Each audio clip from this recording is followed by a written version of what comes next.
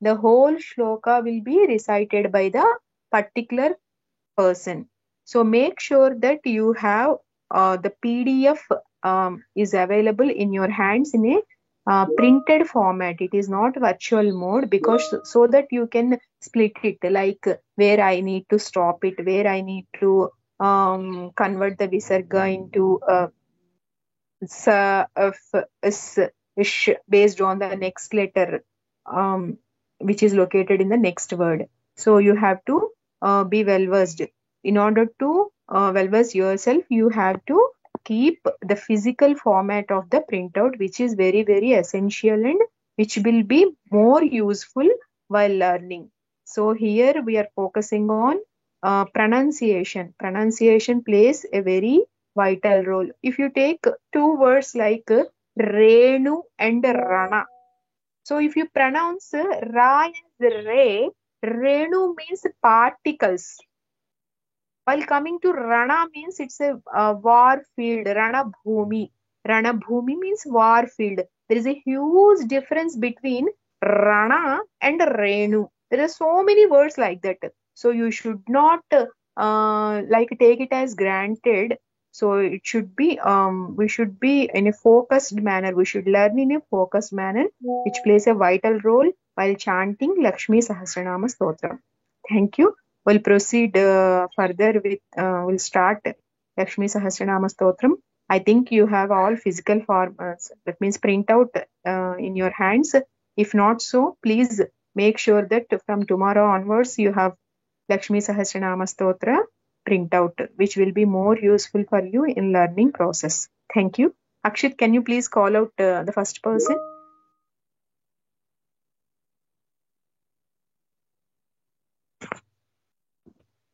Hari Om Narayana ji. Hari Om Narayana. Namaskaram to everyone. Namaskaram, nalla irukkinga. Yeah. I'm fine. Thank you. You have PDF? Irukku ma'am. Yeah. Okay. So, Shri Lakshmi Sahasranama Stotram. Please repeat 2 times. Shri Lakshmi Sahasranama Stotram. Shri Lakshmi Sahasranama Stotram. Shri Skanda Purane. Shri Skanda Purane. Shri Skanda Purane. Sanat Kumara Samhitayam. Samhitayam. Sanat Kumara Samhitayam. Sanat Kumara Samhitayam. Sanat Kumara Samhitayam. Sanat Kumara Samhitayam. Namnam Sashta Sahasrancha. Namnam Sashta Sahasrancha. Namnam Sashta Sahasrancha. Okay. Bruhi. 1 second, ma'am. Bruhi Gargya. Ra Ga Ya. 3 letters are there. 3 triple letter word. It is called Aksharatrayam. As there are 3 letters, it is called Aksharatrayam. What are the letters? Ra Ga Ya. Rgya. Rgya. That is Gargya. Gargya. Bruhi Gargya Mahamate. Bruhi Gargya Mahamate. Bruhi Gargya Mahamate. It is not Bruhi. Bruhi. Elongation is there. Sorry. Bruhi Gargya Mahamate.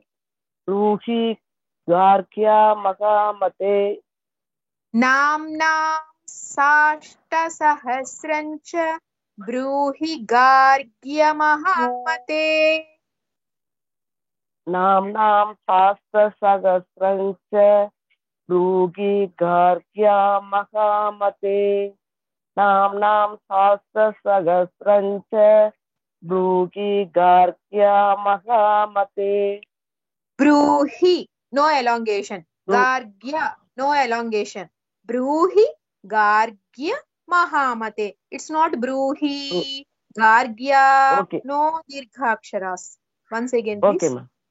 Yeah. Nam Sastra Sagasrancha Brughi Gargya Mahamate. One more Okay, time. ma'am. Yeah, correct. Second time. Nam Sastra Sagasrancha Brughi Gargya Mahamate. Okay, good. Next, Mahalakshmya Ksha Ma Ya. This is also triple letter word. That word possesses 3 letters at a stretch. Letters are Ksha Ma Ya. Mahalakshmi, we call Lakshmi, goddess Lakshmi as Mahalakshmi, right? So here Mahalakshmya, Ikshmya, Mahalakshmya. Mahalakshmya. Mahalakshmya Mahadevya.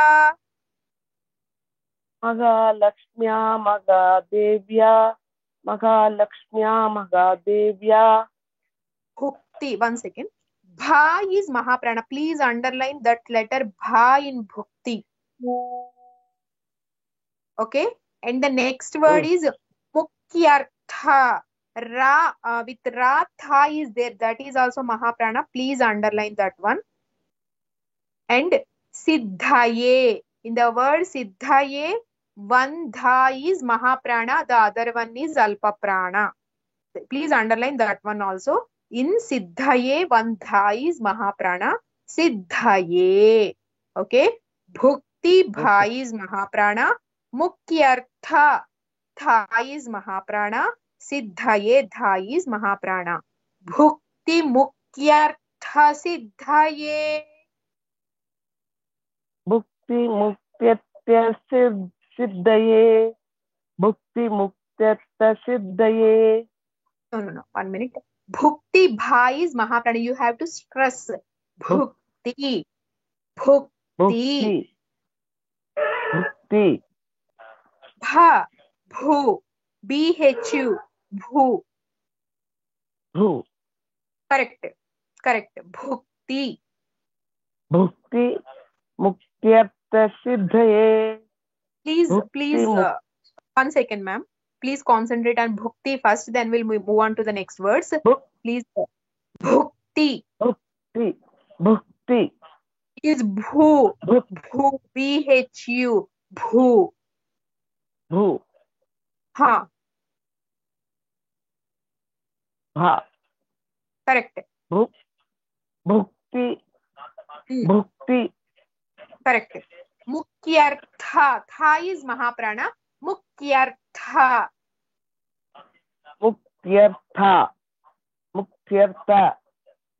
Mukyartha. That Tha is Mahaprana. Okay. Mukyartha. Bhukti Mukyartha. Bhukti Mukyartha. Siddhaye.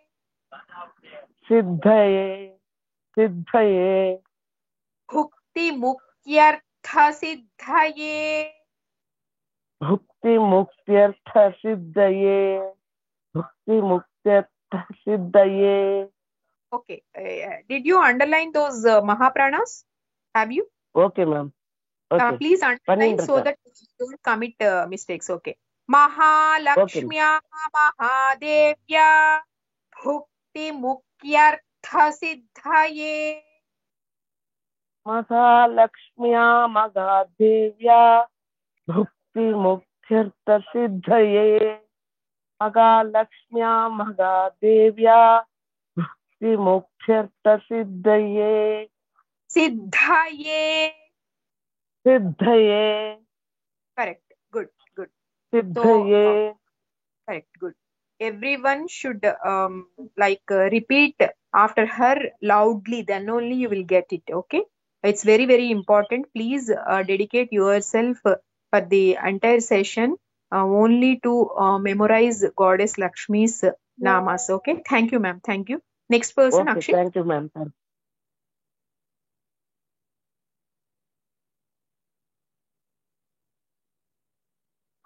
Okay. Okay. Thank. Om Namo Narayana, Guruji. Shri Matre Namaha. Shri Gargya. Already we learned this word in the previous shloka. Ragaya. Gargya. Shri Gargya Uvacha. Shri Gargya Uvacha. Shri Gargya Uvacha. Sanat Kumaramasinam. Sanat Kumaramasinam. Sanat Kumaramasinam. Dvadashaditya Sannibham. Sannibham Bha is Mahaprana. Please underline that letter. Dvadashaditya Sannibham. Dvadashaditya Sannibham. Sanat Kumaramasinam. Dvadashaditya Sannibham. Sanat Kumaramasinam. Dvadashaditya Sannibham. Sanat Kumaramasinam. Dvadashaditya Sannibham. Okay. Next word. Please look at the word apricha. That apricha, one cha is Mahaprana, one cha is Alpa Prana. Apricha, apricha, apricha, and na and ya, dvitvaksharas, dual letters. Nyo, aprichan, yogino. If you combine both words, it is aprichan yogino. Na ya, nyogino. Aprichan yogino bhaktya. Aprichan yogino bhaktya. Bhaktya bha is Mahaprana. Bhaktya bha. Aprichancha, vancha is Mahaprana. Please underline those two letters. Bhaktya, already we learned Bhaktya in previous shloka. Bhaktya, kataya, Bhaktya. Okay. Aprichanyogino Bhaktya. Aprichan yogino bhaktya. Aprichan yogino bhaktya. Again, once again, please. Aprichan yogino bhaktya. Aprichan yogino bhaktya. Good. Yogi namartha. Tha with ra is Mahaprana, underline. And siddhaye, one tha is Mahaprana. Already we learned in shloka 1. Yogi namartha siddhaye. Yogināmartha siddhaye. Yogināmartha siddhaye. Artha, that tha is Mahaprana. Yogināmartha siddhaye. Yogināmartha siddhaye. Apricchanyogino bhaktya. Yoginamartha siddhaye. Aprichan yogino bhaktya. Yogināmartha siddhaye. Aprichan yogino bhaktya. Yogināmartha siddhaye. Again, please. Aprichan yogino bhaktya. Yogināmartha siddhaye. Good. Thank you. Please continue. Aprichan yogino bhaktya. Yogināmartha siddhaye. Okay, good. We're moving to shloka number 3. Next person.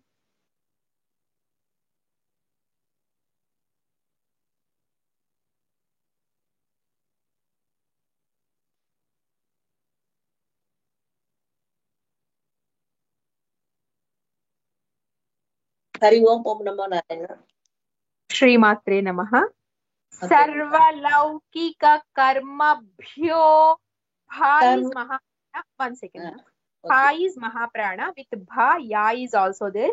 It is karmabhyo. Bhyo. Sarvalaukika karmabhyo. Sarvalaukika karmabhyo. Sarvalaukika karmabhyo. Vimuktanam hitaya vai. विमुक्तानां हिताय वै विमुक्तानां हिताय वै सर्वलौकिककर्मभ्यो विमुक्तानां हिताय वै सर्वलौकिककर्मभ्यो विमुक्तानां हिताय वै सर्वलौकिककर्मभ्यो विमुक्तानां हिताय वै हा is महाप्राणा कर्मभ्यो please सर्वलौकिककर्मभ्यो विमुक्तानां हिताय वै सर्वलौकिककर्मभ्यो विमुक्तानां हिताय वै okay bhukti bha is महाप्राणा bhukti mukti pradam japya भुक्तिमुक्तिप्रदं जप्य भुक्तिमुक्तिप्रदं जप्य manubruhi dayanidhe nidhe dha is mahaprana please underline that daya da is alpa prana nidhe dha is mahaprana okay manubruhi dayanidhe मनुब्रूहि दयानिधे मनुब्रूहि दयानिधे is not bruhi there is no elongation bruhi dayanidhe okay ब्रूहि दयानिधे मनुब्रूहि दयानिधे भुक्ति मुक्ति Padma जप्य मनुब्रूहि दयानिधे भुक्तिमुक्तिप्रदं जप्य मनुब्रूहि दयानिधे भुक्तिमुक्तिप्रदं जप्य मनुब्रूहि दयानिधे very good next person shlok 4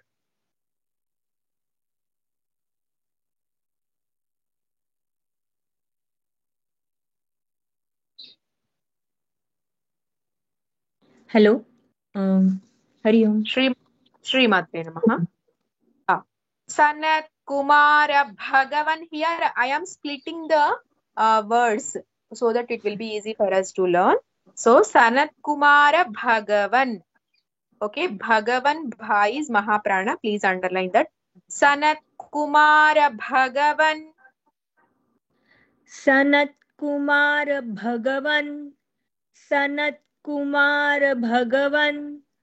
सर्वज्ञोऽसि विशेषतः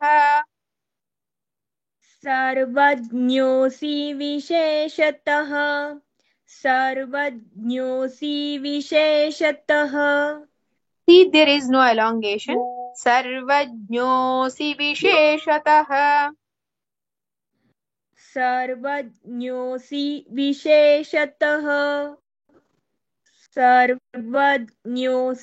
विशेषतः good Sanat Kumara Bhagavan सर्वज्ञोऽसि विशेषतः Sanat Kumar Bhagavan सर्वज्ञोऽसि विशेषतः Sanat Kumar Bhagavan सर्वज्ञोऽसि विशेषतः You should not elongate that C सर्वज्ञोऽसि विशेषतः okay again please okay Sanat Kumar Bhagavan सर्वज्ञोऽसि विशेषतः Sanat Kumar Bhagavan सर्वज्ञोऽसि विशेषतः okay आस्तिक्यसि please look at this kaya astikya again next word siddhaye one tha is mahaprana okay next word is nranam na that's rishira nranam both letters are different na narayana the first letter na is here first letter whereas the last letter in the word narayana that na so both nas here you should be like you should be focused on that it's nranam okay astikya siddhaye nranam Astikya आस्तिक्ये सिद्धये नृणाम् आस्तिक्य सिद्धये नृणाम् Two more times, please. आस्तिक्य सिद्धये नृणाम् आस्तिक्य सिद्धये नृणाम्. Okay. Kshipra dharmartha sadhanam. One minute. Here, see. Please look at this word. Dharma, dha is Mahaprana. Underline it. And then dharma, artha. We are we are praying for dharma. We are requesting for dharma. We are artha. We are requesting for dharma. So dharma, dha is Mahaprana. Artha. Tha is with ra. That is tha. That is Mahaprana tha. It is not dha. Dharma is dha. Artha is tha. Mahaprana tha. Sadhanam dha is Mahaprana. So there are 3 Mahapranas, 2 dhas and 1 tha with ra. Okay. Kshipra dharmartha sadhanam. क्षिप्र धर्मार्थ साधनम् क्षिप्र धर्मार्थ साधनम् आस्तिक्य सिद्धये नृणाम् क्षिप्र धर्मार्थ साधनम् आस्तिक्य सिद्धये नृणाम् क्षिप्र धर्मार्थ साधनम् आस्तिक्य सिद्धये नृणाम् क्षिप्र धर्मार्थ साधनम्. 2 more times, please. आस्तिक्य सिद्धये नृणाम् क्षिप्र धर्मार्थ साधनम् आस्तिक्य सिद्धये नृणाम् क्षिप्र धर्मार्थ साधनम्. Nranam. Please repeat that word. Nrunam. Again? Correct. Nrunam. Okay. Correct. Okay. Good. Next person, shloka number 5. Ma'am, I have a doubt in previous shloka. Doubts at the end. Okay. Doubts at the end. Please go. Okay, thank you.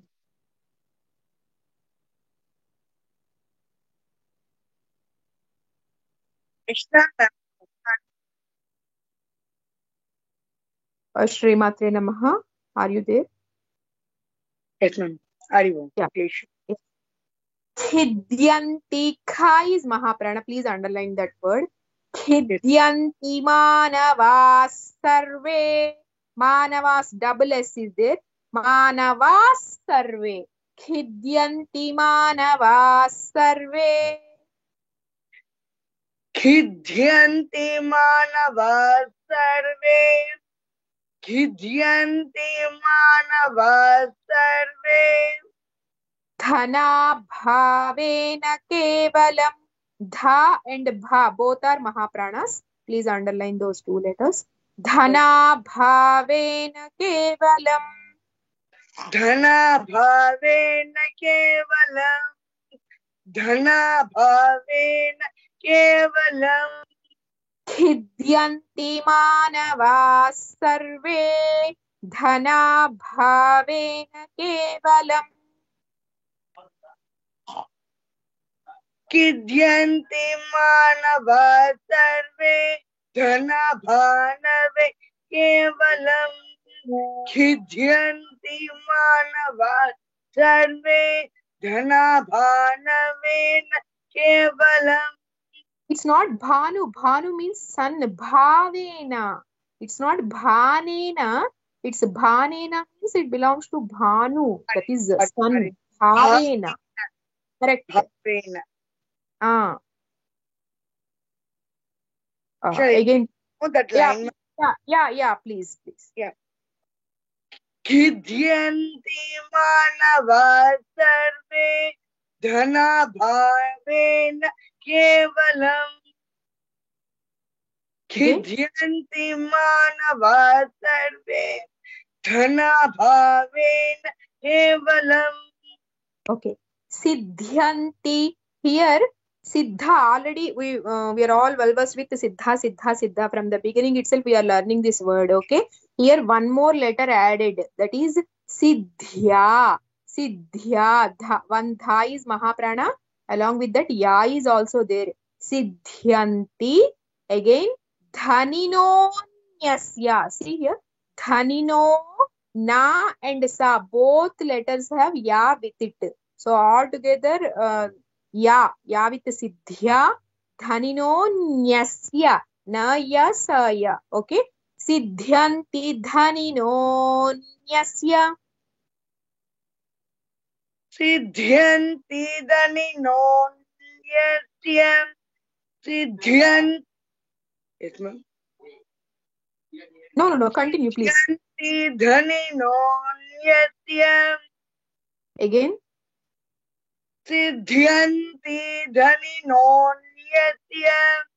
Dhanino, dha is also Mahaprana. Please underline that letter. Please repeat it. Dhaninonyasya. Dha. Ha. Dhyanti, dhanino. Okay. Correct. Both words. Dhana, wherever you find this word dhana, it has always dha is Mahaprana. Dhana, dha is always Mahaprana. Okay. Please repeat. Siddhyanti dhaninon. Siddhyanti dhaninon yatyam. Siddhyanti dhaninon yatyam. Okay. Naiva dharmartha. Already we came across this word in the previous shloka. Kshipra dharmartha. Here also dharmartha. Dharmartha, first letter is dha Mahaprana. Tha with ra is Mahaprana. Okay. Naiva dharmartha kamana. Naiva dharma kamana. Visarga is also there. We shall put, ma'am. Sorry? Visargam is there, ma'am. Last. Yeah, you have to pronounce that also. Kamana. Ha. Correct. Naiva dharma kamana. Naiva dharma kamana. Good. Siddhyanti dhaninonyasya naiva dharmartha kamana. Siddhyanti dhaninonyasya naiva dharma kamana. Siddhyanti dhaninonyasya naiva dharma kamana. Okay, good. Next person, shloka number 6.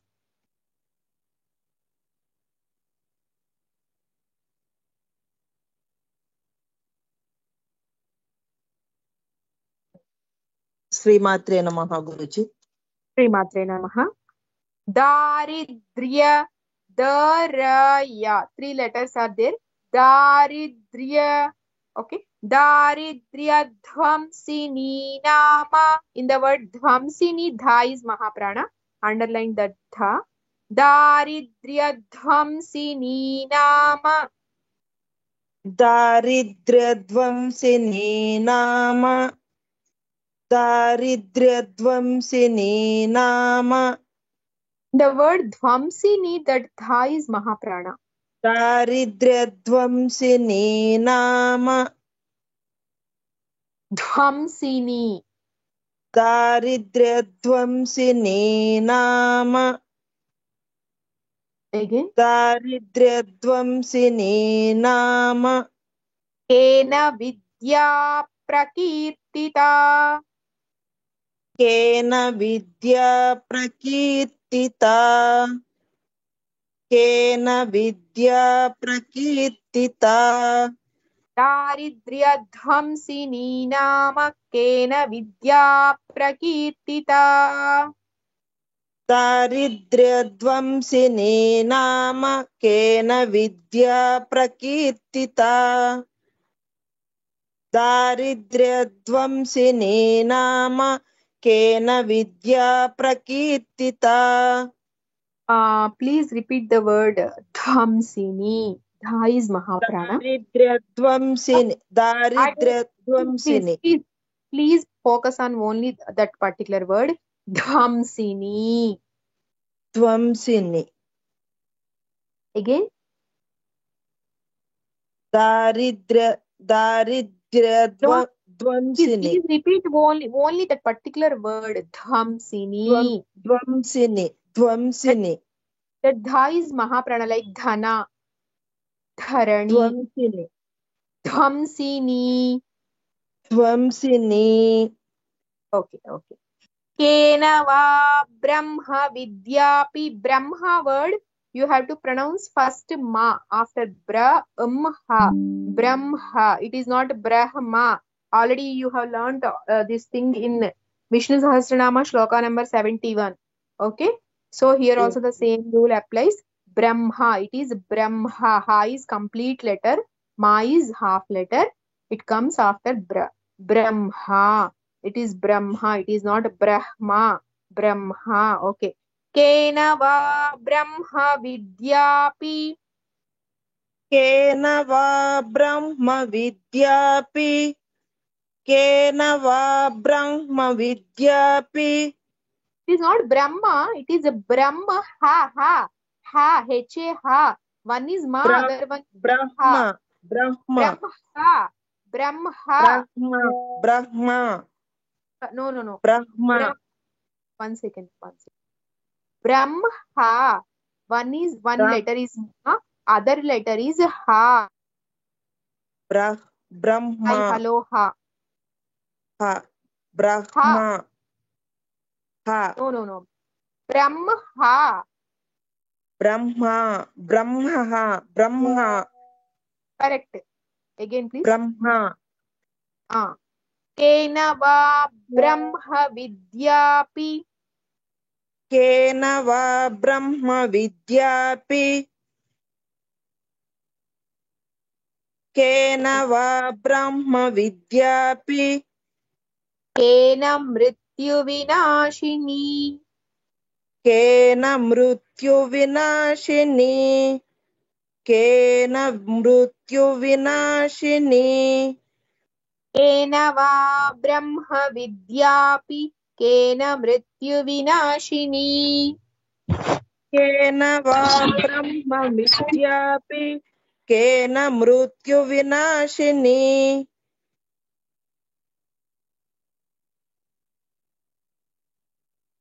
केन वा ब्रह्म विद्यापि केन मृत्युविनाशिनी Not mrityu. मृत्यु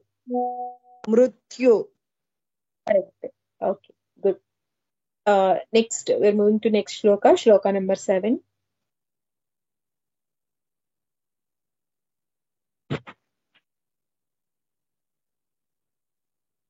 Yes. Srimatre Namaha. Srimatre Namaha. Sarvasam sarabhutaika. Bha is Mahaprana. Sarvasam sarabhutaika. Sarvasam sarabhutaika. Vidyanam kena kirtita. Vidyanam kena kirtita. Vidyanam kena kirtita. Sarvasam sarabhutaika. Vidyanam kena kirtita. Sarvasam sarabhutaika. Vidyanam kena kirtita. Again. Sarvasam sarabhutaika. Vidyanam kena kirtita. Pratyaksha siddhida brahman siddhida. One dha is Mahaprana. Okay. Pratyaksha siddhita Brahman. Pratyaksha siddhita Brahman. It is not Brahman. Brahman. Okay. Brahman.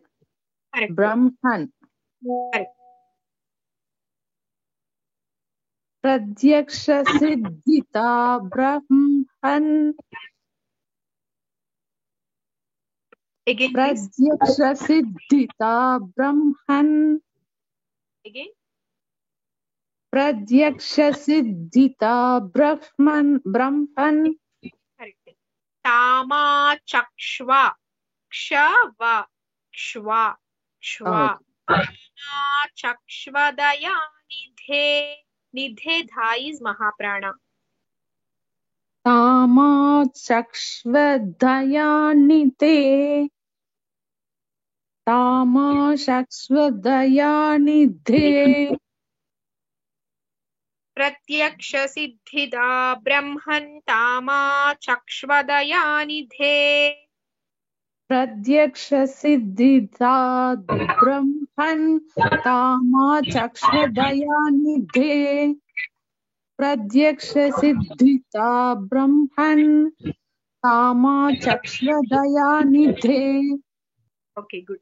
Akshit, is there any possibility of admitting others, those who are waiting in the lobby? Hello? Okay. Okay. Yeah, thank you. We proceed next shloka. Shloka number 8.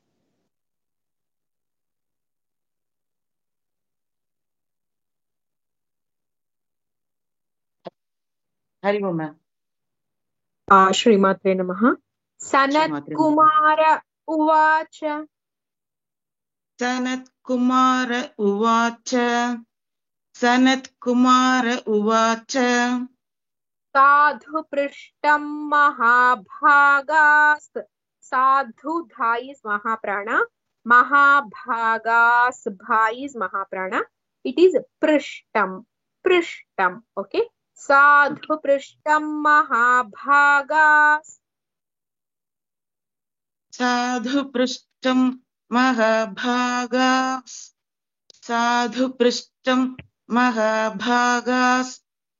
सर्वलोकहितैषिणः. सर्वलोकहितैषिणः. सर्वलोकहितैषिणः. Taishi, it is not she. She. Hitaishinah. Okay. सर्वलोकहितैषिणः. सर्वलोकहितैषिणः. साधु पृष्टं महाभागाः सर्वलोकहितैषिणः. साधु पृष्ठं महाभागास्. सर्वलोकहितैषिणः. साधु पृष्ठं महाभागास्. सर्वलोकहितैषिणः. महतामेष धर्मश्च. Dha is Mahaprana. Dharmash. One letter is Sha, other one is Cha. Both letters are not Cha. One is Sha, other one is Cha. Dharmash. Dharmashcha. Mahatamesha dharmascha. महतामेष धर्मश्च. महतामेष धर्मश्च. नान्येषामिति मे मतिः. नान्येषामिति मे मतिः. नान्येषामिति मे मतिः. महतामेष धर्मश्च नान्येषामिति मे मतिः. महतामेष धर्मश्च नान्येषामिति मे मतिः.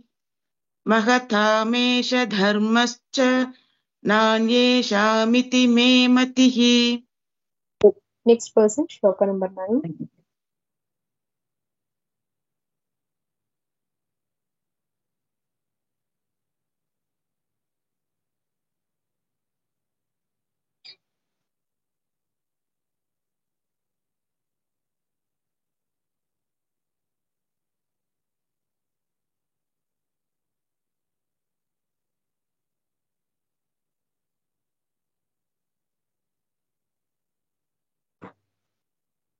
Yeah, you are audible. श्रीमात्रे नमः मैम. श्रीमात्रे नमः. ब्रह्म विष्णु महादेव. ब्रह्म विष्णु महादेव. ब्रह्म Vishnu Mahadev. It is not Brahma. One letter is Ma, other one is Ha. Brahma, Brahma, Brahma. It is not Brahma. Brahma, Brahma. Brahma Vishnu Mahadeva. Brahma Vishnu Mahadeva. Brahma Vishnu Mahadeva. Mahendradi Mahatma Bhihi. Bha is Mahaprana. Mahendradi Mahatma Bhihi. Mahendradi Mahatma Bhihi. Bhihi. Mahendradi Mahatma Bhihi. Brahma Vishnu Mahadeva. Mahendradi Mahatma Bhihi. Brahma Vishnu Mahadeva. Mahendradi Mahatma Bhihi. Again. Brahma Vishnu Mahadeva. Mahendradi Mahatma Bhihi. Samproktam kathayamyadhya. See, ikkada chudandi andaru kuda. Sorry. Look at here. See here. Katha. Katha. Tha is Mahaprana. Please underline. That is Katha. Tha is Mahaprana. Kathayamyadhya. Dha is also Mahaprana. With it, ya is there. With dha, ya is there. Kathayamyadhya. Samproktam kathayamyadhya. Samproktam kathayamyadhya. It's a samproktam. It is not samproktam. Samproktam kathayamyadhya. Samproktam kathayamyadhya. Samproktam kathayamyadhya. Lakshmi Nama Sahasrakam. Lakshmi Nama Sahasrakam. Lakshmi Nama Sahasrakam. Samproktam kathayamyadhya. Lakshmi Nama Sahasrakam. Samproktam kathayamyadhya. Lakshmi Nama Sahasrakam. Samproktam kathayamyadhya. Lakshmi Nama Sahasrakam. Okay, good. Next person, shloka number 10.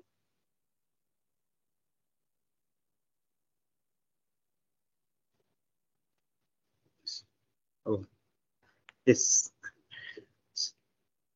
Srimatre Namaha. Srimatre. Yeah.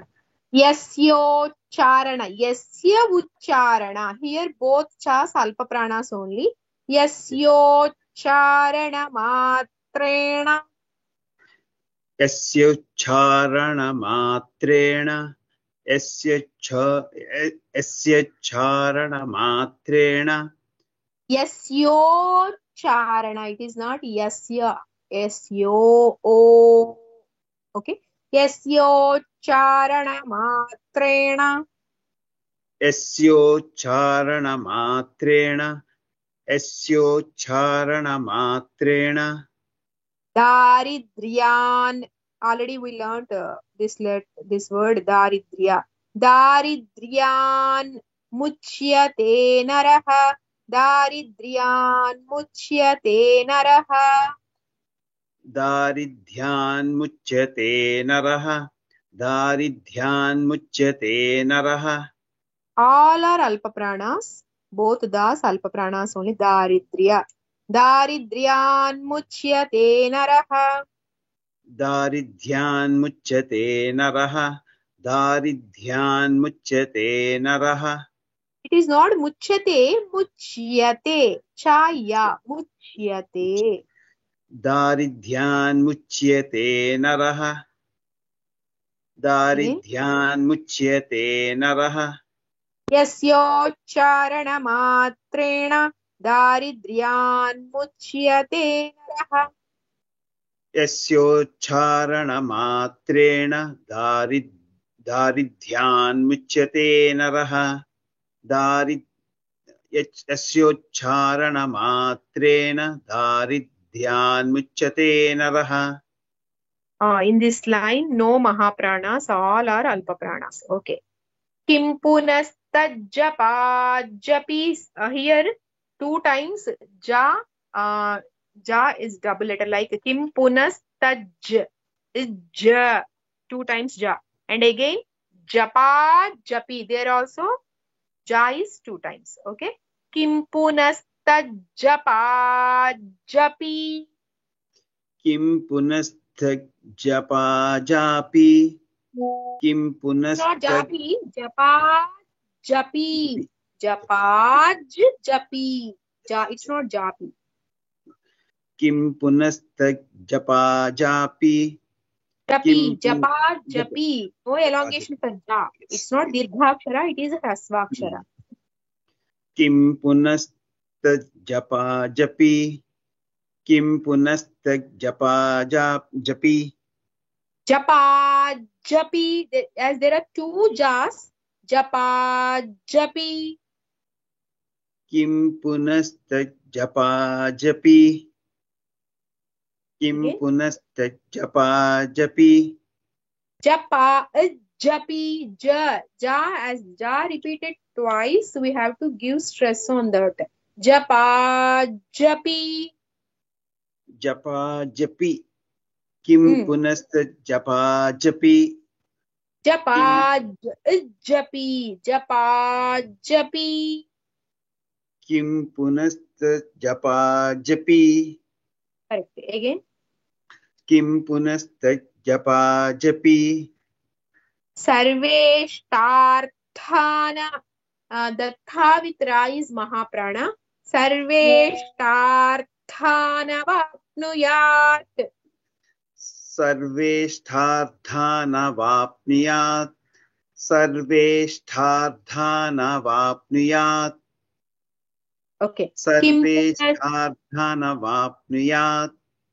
Kim punastajjapajapi. Sarveshtarthana vapnuyat. Kim punastajjapajapi. Sarveshtarthana vapnuyat. Kim punastajjapajapi. Sarveshtarthana vapnuyat. Very good. Next person.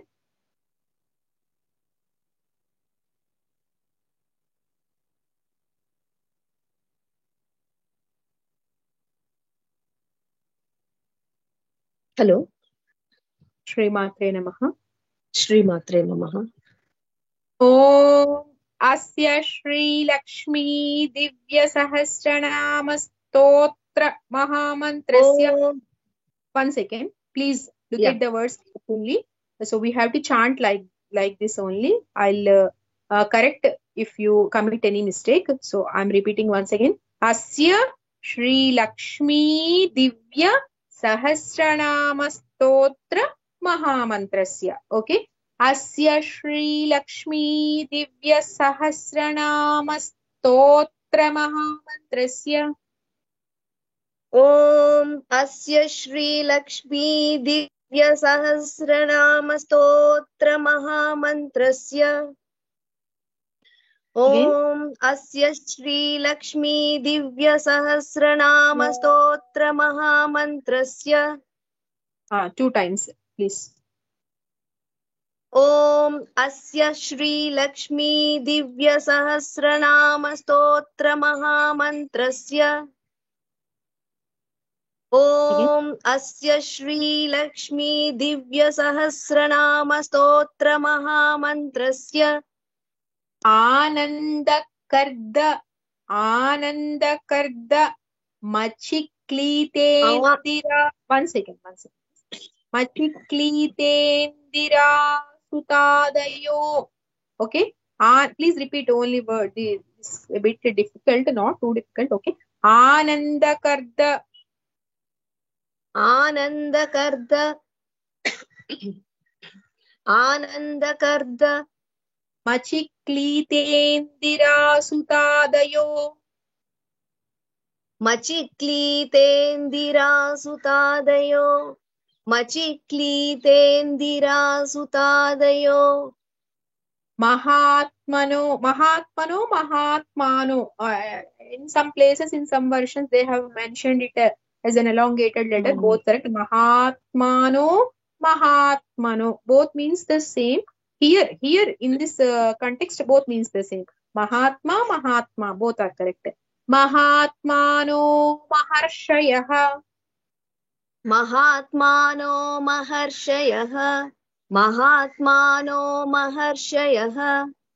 आनन्दकर्दमचिक्लीतेन्दिरासुतादयो महात्मानो महर्षयः आनन्दकर्दमचिक्लीतेन्दिरासुतादयो महात्मानो महर्षयः आनन्दकर्दमचिक्लीतेनिन्दरासुतादयो महात्मानो महर्षयः. It's not machiklitenindira no na after ta machiklitendira klitendira. Okay, tendira. Ananda. Okay, shall I repeat? Yeah, please, 2 times. आनन्दकर्दमचिक्लीतेन्दिरासुतादयो महात्मानो महर्षयः आनन्दकर्दमचिक्लीतेन्दिरासुतादयो महात्मानो महर्षयः. Okay. Anushtup chandah. Cha is Mahaprana. Anushtup chandah. Anushtup chandah. Anushtup chandah. I think you are all familiar with this word, Anushtup chandah. That Vishnu Sahasranama is also in Anushtup chanda meter. That is the grammar which we follow. In that each shloka has 32 letters. Only whole individual letters. It's not like as if we should not take that into individual letter. Based on that, every padam. So first line has 16 letters. The other line has 16 letters altogether, added up to 32 letters. That is what Anushtup chandaha. Okay. Vishnu Maya Shaktihi. Vishnu Maya Shaktihi. Vishnu Maya Shaktihi. Mahalakshmi. Here I am pronouncing that visarga as f, because in the next word the first letter is pa, paradevata. That's why I am pronouncing it as f. Okay. Mahalakshmi paradevata. Mahalakshmi paradevata. Mahalakshmi paradevata. Shri Mahalakshmi prasadadvara. Shri Mahalakshmi prasadadvara. Shri Mahalakshmi prasadadvara. Sarveshtartha. Here tha is Mahaprana. With ra, the tha is Mahaprana. Sarva ishta artha. Sarveshtartha. Sarva ishta artha. Sarveshtartha. Sarveshtartha. Sarveshtartha. Siddhyarthe. Siddhya. Vanda, alpaprana, vandha, mahaprana, ya with it. Again, ra with tha, mahaprana. So, in siddhyarthe, vandha, mahaprana, vantha, mahaprana. Siddhyarthe, jape vinyogaha. Siddhyarthe, jape vinyogaha. Siddhyarthe, jape vinyogaha. Shri Mahalakshmi prasadadvara sarveshtartha siddhyarthe jape vinyogaha. Shri Mahalakshmi prasadadvara sarveshtartha siddhyarthe jape vinyogaha. Do we need to stop at sarveshtartha or should we continue it? We can continue, we can stop it. Actually, if we take Sahasranamas, we have to repeat the entire line at a stretch. That is the difference between Sahasranama Stotra Pathanam and Sahasranama Archana. So, while chanting Sahasranama Stotram, the first line, if we take one shloka, it has two padas, two lines, right? So, the first line should be with all the changes. We have to apply all the grammar rules at Visarga place and all those things. We have to chant it continuously with all things like, Dirgha, Mahaprana and all those things. So, it is Sri Mahalakshmi Prasada Dwara Sarveshtartha Sarva Ishta Artha Siddhyarde Jape Vinyogaha. We are praying. What is the purpose of praying? Sarva Ishta Artha Siddhyarde. In order to acquire all Sarva Ishta, what you are what you are wishing. Yeah, Sarva Ishta Artha. Okay. So here you can take pause after Sarva Ishta Artha. That is okay. Okay. Shall I repeat? Yeah, please. Shri Mahalakshmi Prasada Dwara Sarveshtartha Siddhyarte Jape Vinyogaha. Shri Mahalakshmi Prasada Dwara Sarveshtartha Siddhyarte Jape Vinyogaha. Shri Mityadi Shadanganyasaha. Shri Mityadi Shadanganyasaha. Shadanganyasaha. Okay. Shadanganyasaha. Shadanganyasaha. Shri Mityadi Shadanganyasaha. Shri Mityadi Shadanganyasaha. Okay. Shadang. It is Shadanganyasaha. Ga is complete letter. Ga is complete letter. Whereas Na is half letter. Shadanganyasaha. Shadanganyasaha. Okay. Shri Mityadi Shadanganyasaha. Shri Mityadi Shadanganyasaha. Okay, I'll repeat. This is Nyasa in Lakshmi Sahasranama Stotram. Like in Vishnu Sahasranama, we have Purva Nyasa. The same thing here. I'll chant the entire thing once. Please repeat after me the whole thing 2 times. Okay? Okay. Om Asya Shri Lakshmi Divya Sahasranama Stotra Mahamantrasya Anandakardamachiklitetendira Sutadayo Mahatmanu Maharshayah Anushtup Chandah Vishnumaya Shaktihi Mahalakshmi Paradevata Shri Mahalakshmi Prasada Dwara Sarveshtartha Siddhyarthe Jape Vinyogaha Shri Mityadi Shadanganyasaha.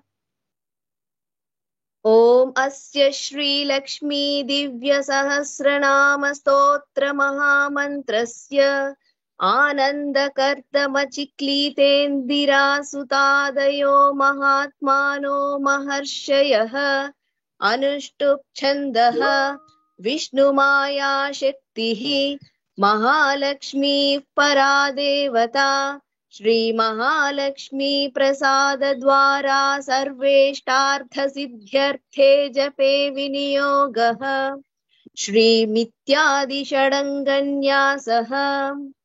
Om Asya Shri Lakshmi Divya Sahasranama Stotra Mahamantrasya Anandakardamachiklitendira Sutadayo Mahatmano Maharshayah Anushtup Chandah Vishnumaya Shaktihi Mahalakshmi Paradevata Shri Mahalakshmi Prasada Dwara Sarveshtartha Siddhyarthe Jape Vinyogaha Shri Mityadi Shadanganyasaha.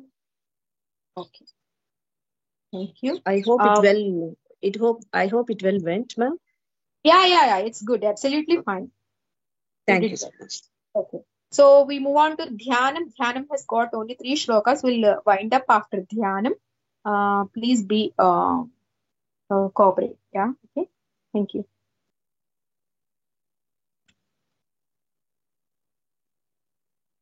Namaste, Guru Garu. श्रीमात्रे नमः। ध्यानम् ध्यानम् ध्यानम् पद्मनाभप्रियां देवीं नाभभा is महाप्राण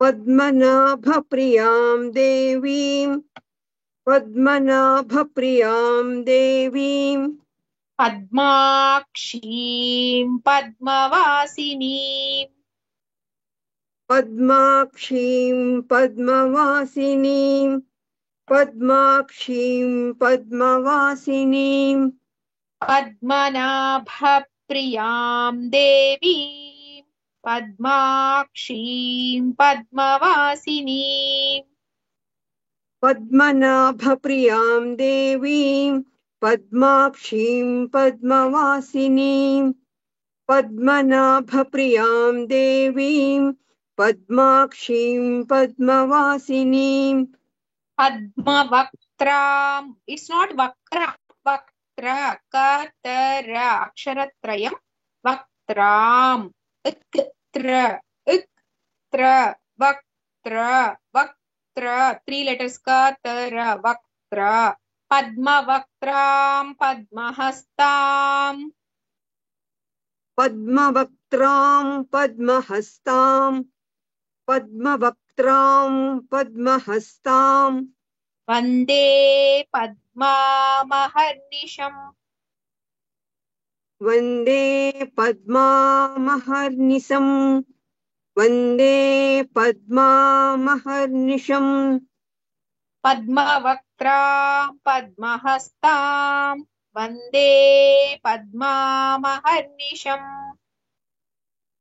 पद्मवक्त्रां पद्महस्तां वन्दे पद्मामहर्निशम् पद्मवक्त्रां पद्महस्तां वन्दे पद्मामहर्निशम् Good. Next person.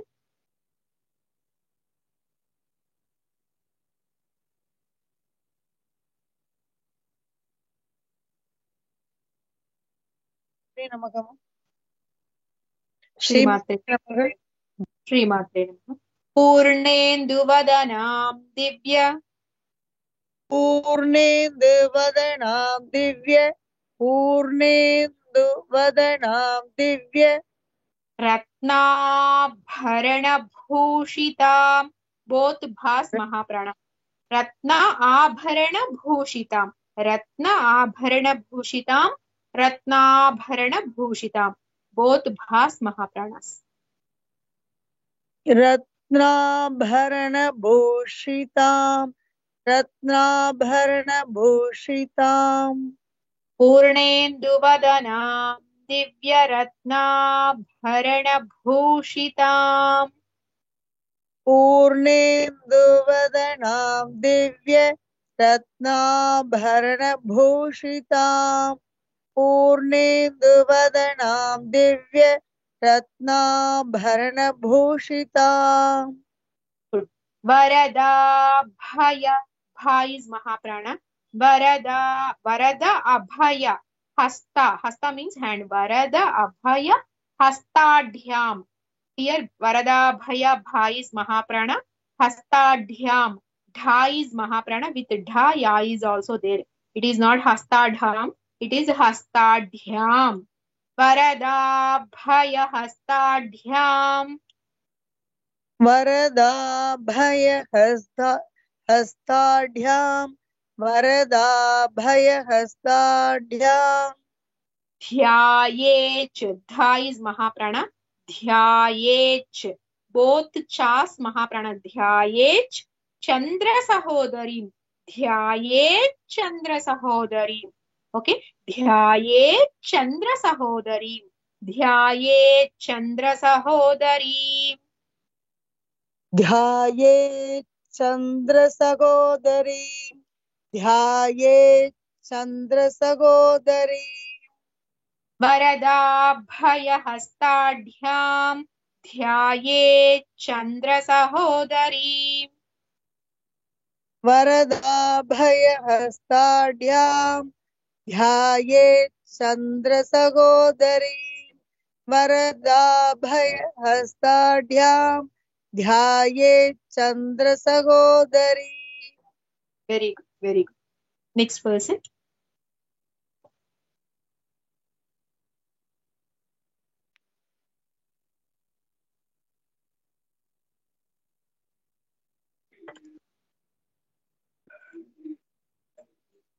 श्रीमात्रे नमः.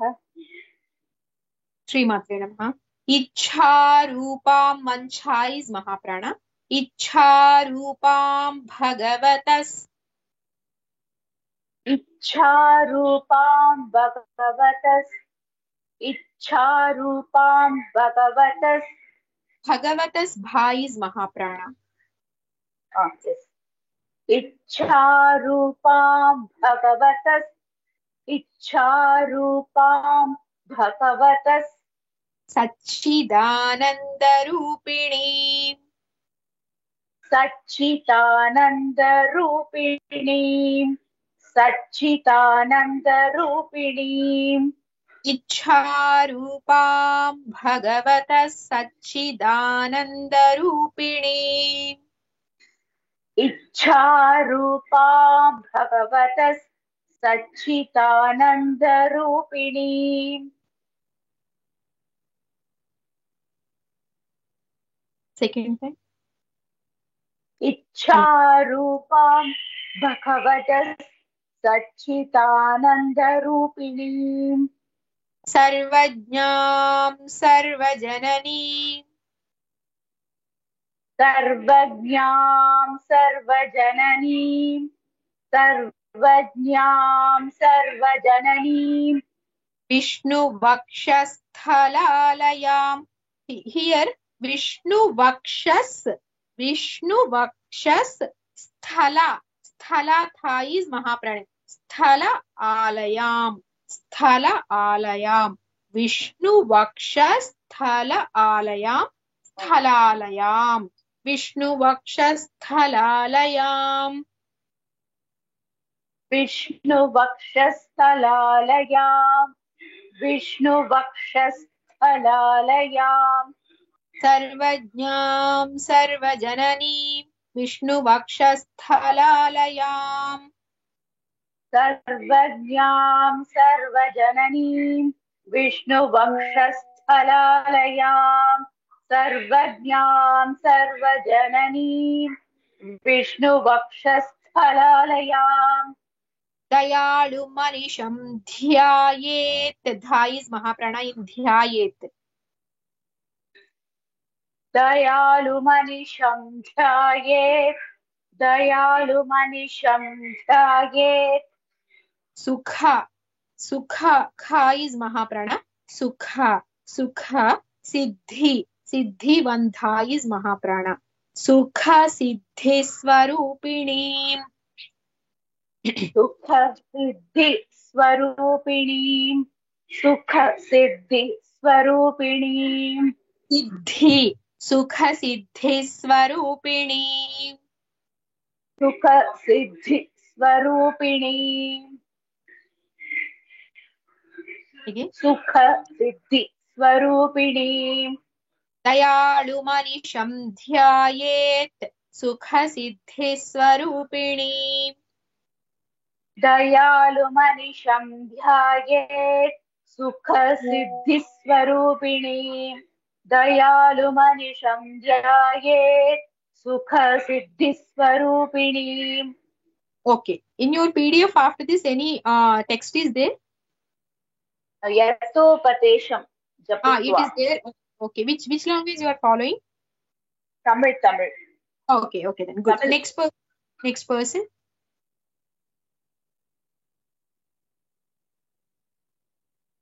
The last shloka for today's session.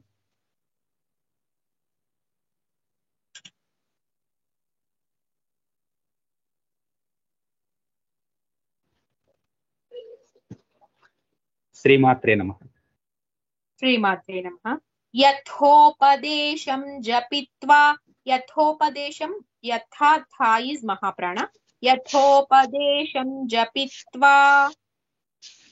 यथोपदेशं जपित्वा जपित्वा यथोपदेशं जपित्वा Yatha, here also tha is Mahaprana.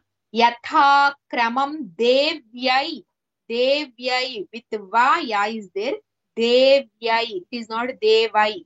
It is devyai. I is there. Devyai samarpya. Samarpya. Rapaya. Samarpya. Yatha kramam devyai samarpya. यथा क्रमं देव्यै समर्प्य यथा क्रमं देव्यै समर्प्य यथोपदेशं जपित्वा यथा क्रमं देव्यै समर्प्य यथोपदेशं जपित्वा यथा क्रमं देव्यै समर्प्य यथोपदेशं जपित्वा यथा क्रमं देव्यै समर्प्य ततः शाम्भवी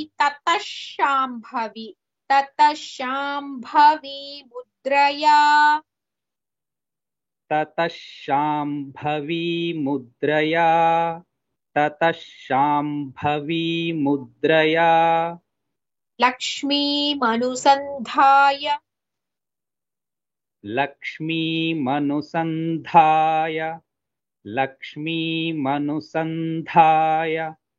नाम सहस्रं जपेत्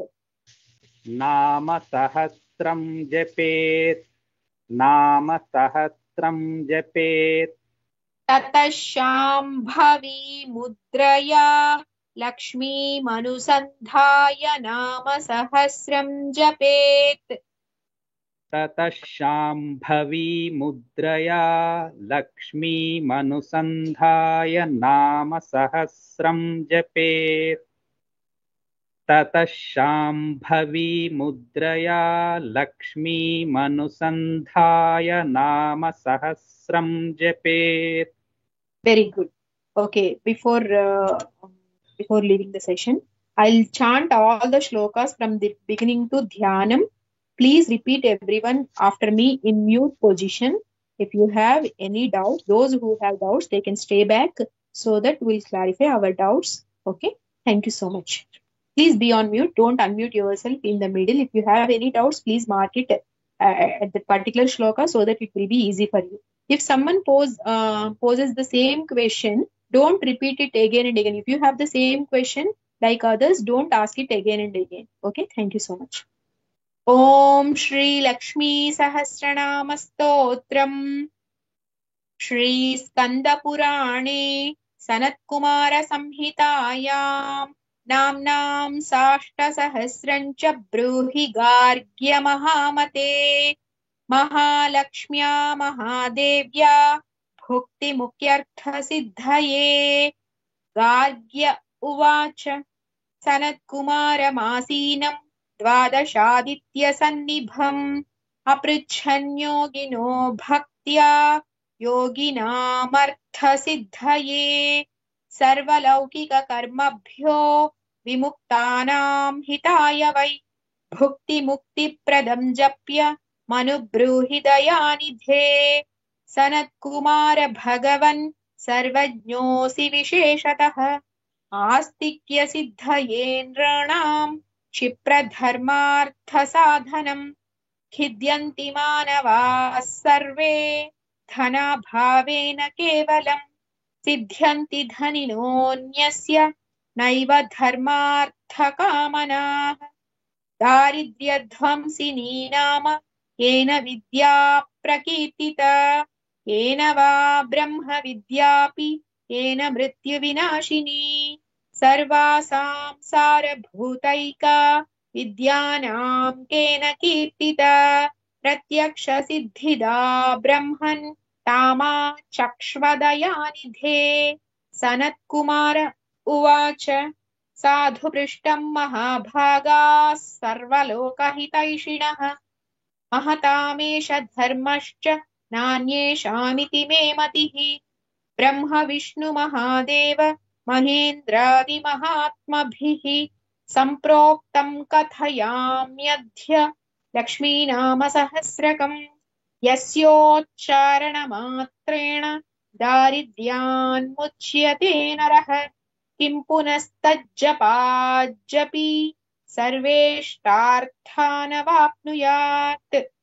ॐ अस्य श्रीलक्ष्मी दिव्यसहस्रनाम स्तोत्र महामन्त्रस्य आनन्दकर्दमचिक्लीतेन्दिरासुतादयो महात्मानो महर्षयः अनुष्टुप् छन्दः विष्णुमाया शक्तिः महालक्ष्मी परादेवता श्रीमहालक्ष्मी प्रसादद्वारा सर्वेष्टार्थ सिद्ध्यर्थे जपे विनियोगः श्रीमित्यादिषडङ्गन्यासः ध्यानम् पद्मनाभप्रियां देवीं पद्माक्षीं पद्मवासिनीं पद्मवक्त्रां पद्महस्तां वन्दे पद्मामहर्निशम् पूर्णेन्दुवदनां दिव्यरत्नाभरणभूषितां वरदाभयहस्ताढ्यां ध्यायेत् चन्द्रसहोदरीम्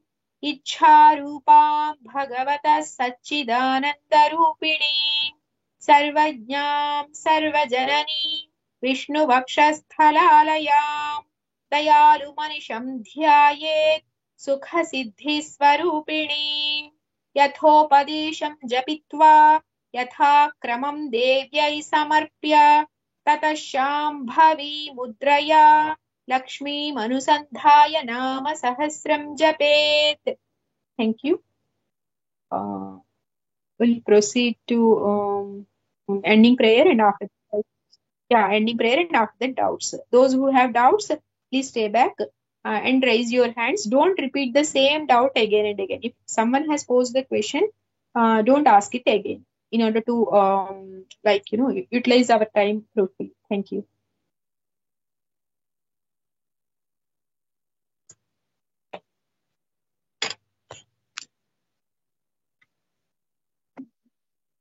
Sorry, sir, I don't have the print with me now. Ending prayer print.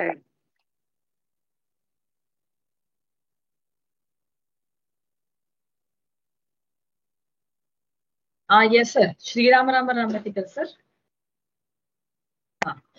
Shri Rama Rama Rameti Rame Rame Manorame Sahasranama Tattulyam Rama Nama Varanane Shri Rama Rama Rameti Rame Rame Manorame Sahasranama Tattulyam Rama Nama Varanane Shri Rama Rama Rameti Rame Rame Manorame Sahasranama Tattulyam Rama Nama Varanane Shri Rama Nama Varanana Om Nama Iti Hare Rama Rama Rama Hare Hare Hare Krishna Krishna Krishna Hare Hare Hare Rama Rama Rama Hare Hare Hare Krishna Krishna Krishna Hare Hare Hare Rama Rama Rama Hare Hare Hare Krishna Krishna Krishna Hare Hare. Sarvam Shri Krishna. Shri Matre Namaha.